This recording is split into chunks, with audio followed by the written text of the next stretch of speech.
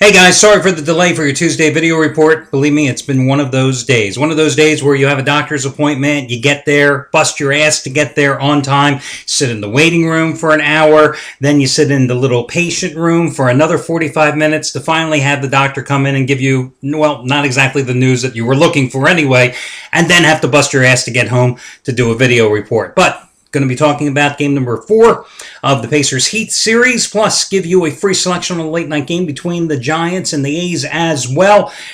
Quickly though, I got to tell you, today, about 20 years ago, today, to the date, is the only time that I ever got myself into trouble gambling.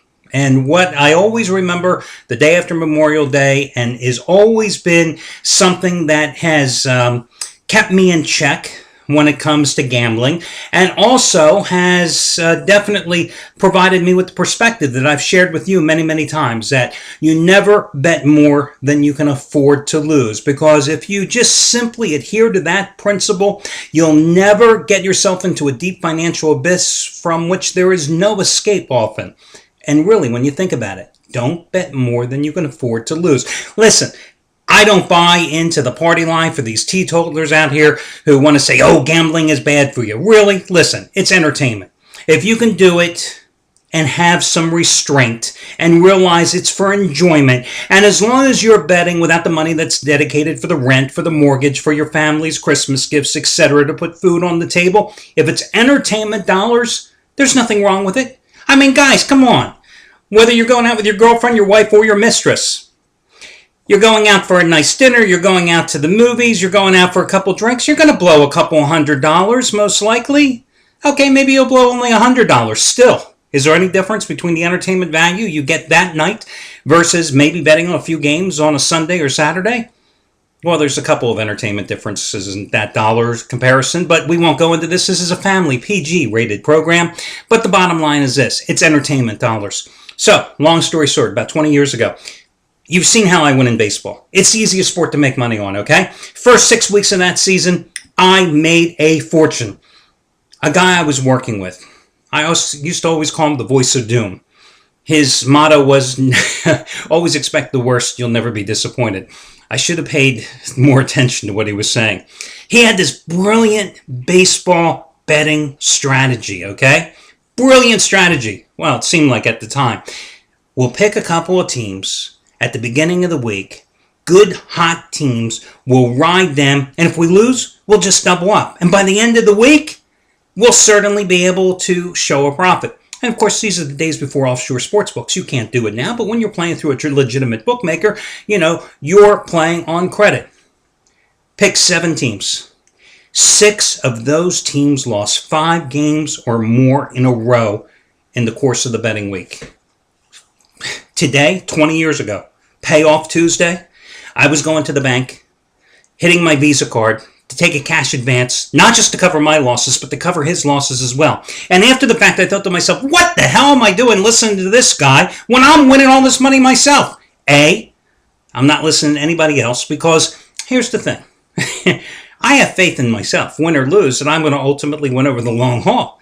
And when I'm on a roll, I know when to press, I know when to show some restraint.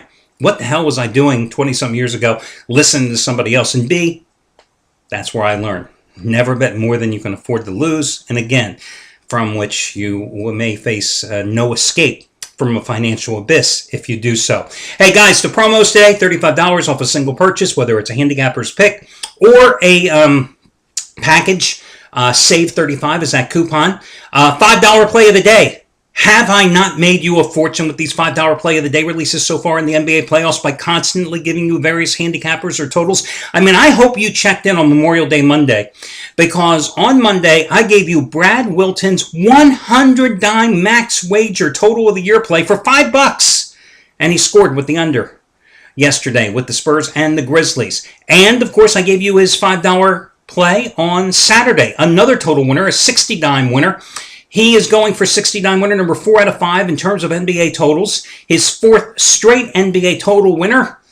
2 of the last 3 you've gotten for $5. You can get it for $5 tonight as well. Save $65. It's your over-under for the Heat and the Pacers. And you get it with Wilton, W-I-L-T-O-N. His last name, W-I-L-T-O-N, and the number 5. 4 or $5. And of course, the thing that I'm most proud of here at the site, the charity play of the week. Of course, not this past Sunday, but 2 Sundays ago, I delivered for you again with the charity play of the week winner. And today we're looking for charity play of the week winner number 14 out of 16. 14 out of 16. And I'm turning to Scott Delaney, 50 dime interleague game of the year. You get it for free by using coupon code Delaney, his last name, DELANEY, and the number 60. Put it all together, no space between them. Delaney 60. It's a $60 play. You're getting it for free. As you know, the deal with the Charity Play of the Week promotion, which I started back in March of 2012. Once a week, I will give you a play of a top handicapper for free. If that play wins the following day, then I ask you to make a donation, whatever you can afford, as long as you participate. That's what really counts to a family, an organization, an individual that needs some type of financial assistance in a tough time of need. There have been a lot of tragic cases along the way. But listen, we've created a community of caregivers, you and me, together. And for that, you should feel pretty damn proud of yourself. And I, of course, appreciate what you have done in making this program such a success. So, if Scott Delaney wins, I ask you to make a donation. If Scott Delaney loses, hey, it's gambling, guys. There are no guarantees, okay? And the bottom line, Charity Play of the Week has won 13 of the last 15 weeks. Hell, I've given you 5 out of 6 winners in that stretch going back to January. So, if Scott Delaney doesn't happen to be at this site, however, just contact customer service and they'll point you in the right direction and tell you where you can get his play. Quick props going out to Brett Atkins, looking for winning day number 8 out of 9 today. 60 dime side, Heat and Pacers. Sunday and Monday, he had 30 dime winners. The Heat and Pacers over on Sunday. Monday, the Spurs outright. Over the past 8 days, $10 bettors have won $4,040. Now, let's get to your free selections. First of all, in baseball, I'm going to go with the Oakland A's as the home favorite tonight with Jarrod Parker over San Francisco and the rookie Mike Kickham, who is making the start because Ryan Vogelsong's out with a broken hand. Now, he has a 4.33 earned run average in 10 AAA starts, but really, that's the big picture. When you look at the more recent sample, you'll see that he's pitched extremely well. 3-1 with a 1.72 earned run average in his last 5 AAA starts. Again, that's AAA ball. Today he's in the big leads. Big rivalry series. The Oakland A's have won 4 in a row, 9 of their last 10 overall. They've won 4 straight at home. The Giants are 5 games under 500 on the road. Jarrod Parker has not pitched well this year. That's why this price is as low as it is. It's why the A's aren't laying $1.90. But I'm willing to take the shot with the A's and their offense over San Francisco pitching a rookie tonight. That's your baseball free pick. Now, let's talk about the NBA. Pacers and Heat. I can't tell you what happened in game number 3. Everybody wants to say, oh, LeBron willed the Heat to the win. LeBron played so good, blah, blah. And, okay, he went down low. I'm so sick and tired of hearing LeBron change the outcome of this series because he decided to take Paul George down on the blocks. Oh, really? I would personally say that was probably more the guy out of nowhere that shot you in the back in the draw. That would be Haslam with 17 points. That was probably more than he totaled in the last 2 rounds of the playoffs combined. I mean, seriously, when you're getting that type of contribution from a guy who shoots bricks, well, that'll certainly help. But I go back to this series, and I keep thinking, in games 1 and 2, really the Pacers should be up 2-1 in this series instead of finding themselves down 2-1.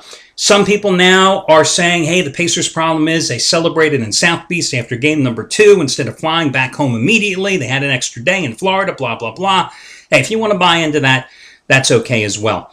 But I'm looking at this line tonight, and obviously it is so tempting to go ahead and lay the 2.5 to 3 points on Miami. And listen, this is a team that's on a roll, a team that's played great on the road, but you've got an Indiana team that again, led but for all but, most of games 1 and 2 and should have won them both. A team that is 6-1 in the playoffs at home, a team that is 30-11 at home straight up in the postseason. I think the Pacers are going to respond tonight. I think the Pacers are going to get the job done. But with that being said, for the Pacers to accomplish that tonight, they've got to hunker down. God, Larry Munson, Georgia Bulldogs, longtime announcer. Hunker down. Dogs have to hunker down. I lived in Atlanta too long. Listen to them. God. Anyway, I'm looking at the total here tonight at 185. I'm thinking for Indiana to prevail, they've got to slow down the pace of this game. They've got to suck the Heat into playing their style of play. They want to definitely work the ball down low, take advantage of their size advantage, okay? They've got to get the ball into Hibbert, and I'm looking at the total. So I lean toward the Pacers. I also lean toward the under in this particular contest because, listen, you saw how Chicago was so effective at playing that slowed down paced tempo against Miami in the previous round. Indiana has to do the same here tonight. So I lean a little toward Indiana. I lean a little toward the under. To be honest with you, I like the Oakland A's more as the free pick today, but I'm just being honest with you. Anyway, that'll do it for today. Best of luck to you guys, and I will catch you again tomorrow.